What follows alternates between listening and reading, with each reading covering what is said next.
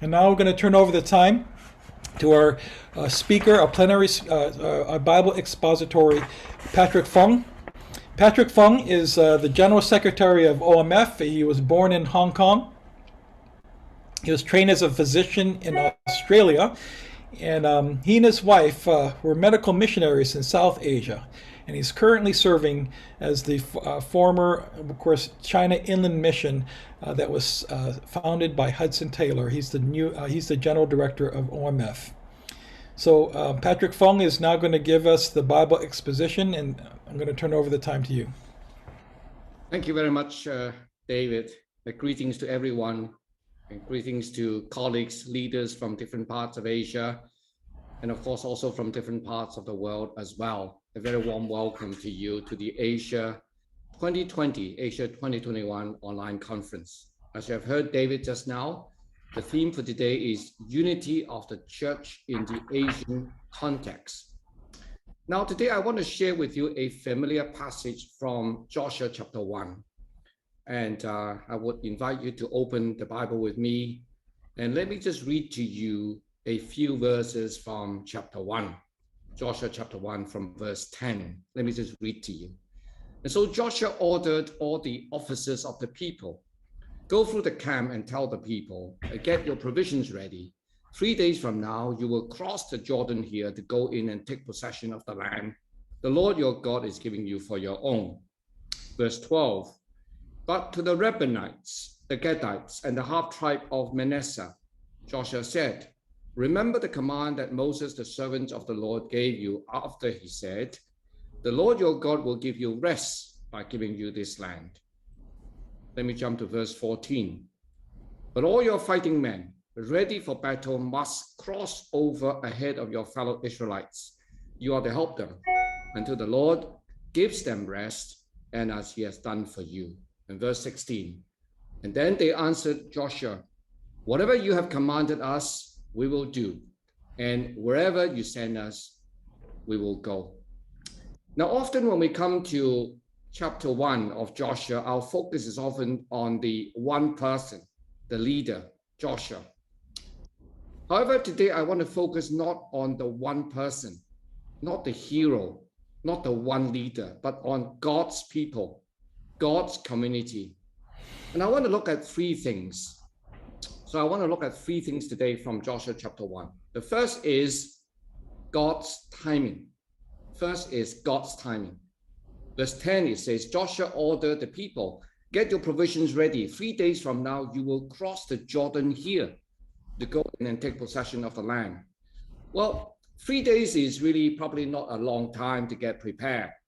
But how many days probably that's not the most important thing. But more importantly, the Israelites may be questioning if that is the best time to cross the river Jordan. For we are told in chapter 3 that in verse 15 of chapter 3, it says, the Jordan is at flood stage during harvest. So humanly speaking, that's the worst time to cross River Jordan. And yet God told Joshua to tell the people to get ready. So crossing the flooded Jordan at that time was certainly not the best option, humanly speaking. And yet God's timetable is not necessarily the same as ours. It is God's timing for God's purpose with God's promise, yet it calls for faith. Now, the land is a divine gift to Israel from God. We know that, but it also requires faithfulness on the part of Israel. So it is both the divine sovereign grace and at the same time our human responsibility as well. So we are to move forward with God in complex times by faith, not complacency, not passivity. So it is with this in mind that we have organized the Asia 20 and now the Asia 2021 conference with really a deep sense of the Lord urging for us, the Asian church, to move forward together, discerning and serving God's purpose. We are to move forward with God in complex times, not convenient times. God's timetable is not our timetable. So we must journey in faith. So let me move to the second point. I've talked about God's timing. My second point is this, it's about God's people, God's people. Verse 12, but to the Reubenites, the Gadites, and the half-tribe of Manasseh, I'm reading from verse 12, and Joshua said, remember the command that Moses, and in verse 14 it says, all your fighting ready for battle must cross over ahead of your fellow Israelites. You are to help them until the Lord gives them rest. So here, Joshua addressed the 2.5 tribes. That is Reuben, Gad, and Manasseh. They have already settled in the Transjordan or east of Jordan. Well, I'm sure they're doing well as they have taken possession of the land.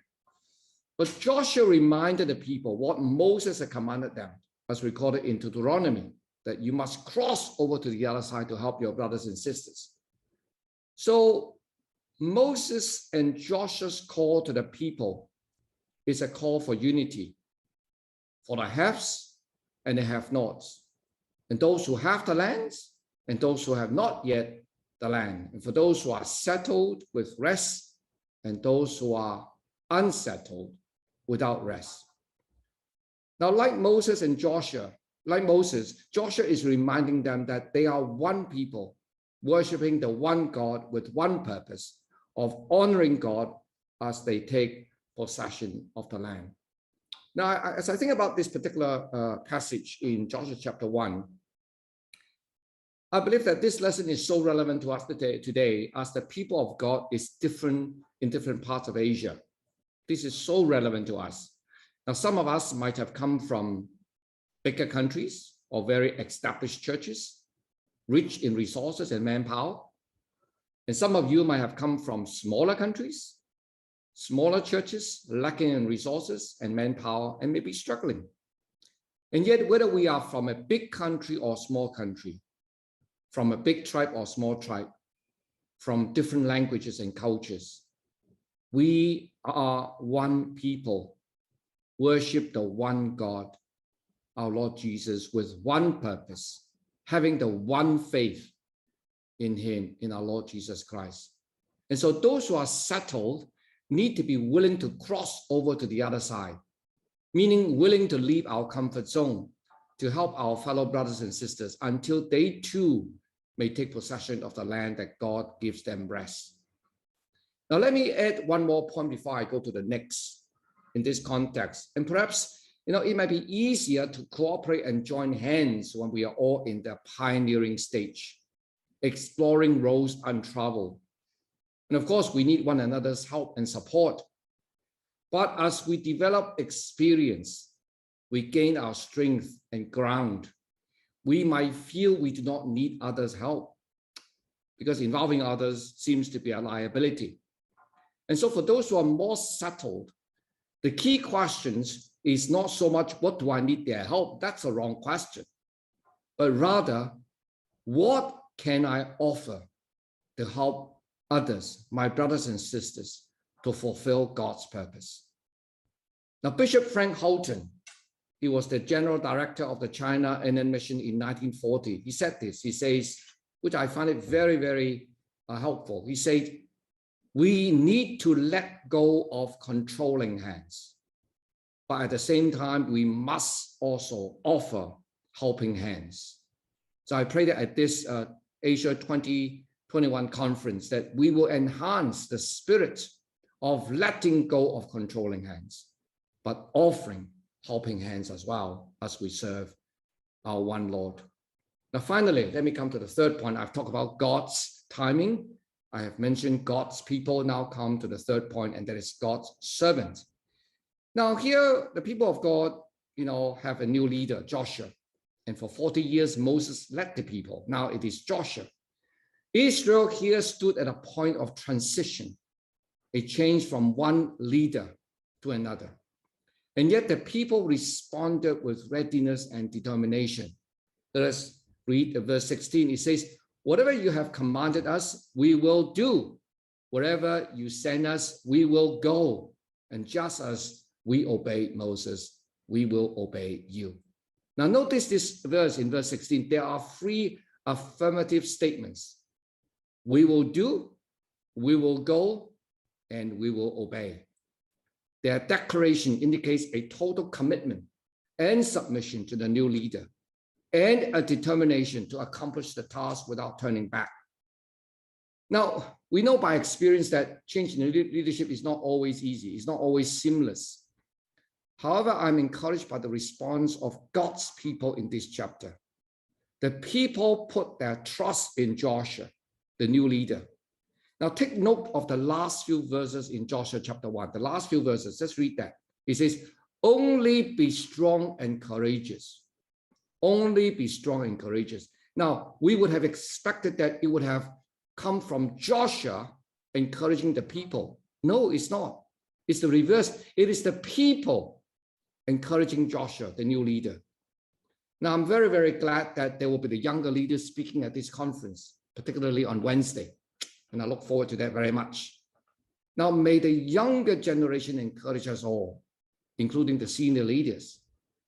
May we all be willing to say, just like what the people of God say to Joshua in chapter 1, yes, we will go. Yes, we will do. Yes, we will submit. And may God give us a spirit of mutual submission to one another, whether young or old, big tribes or small tribes. May God give us the spirit of humility. And so let me conclude in summary.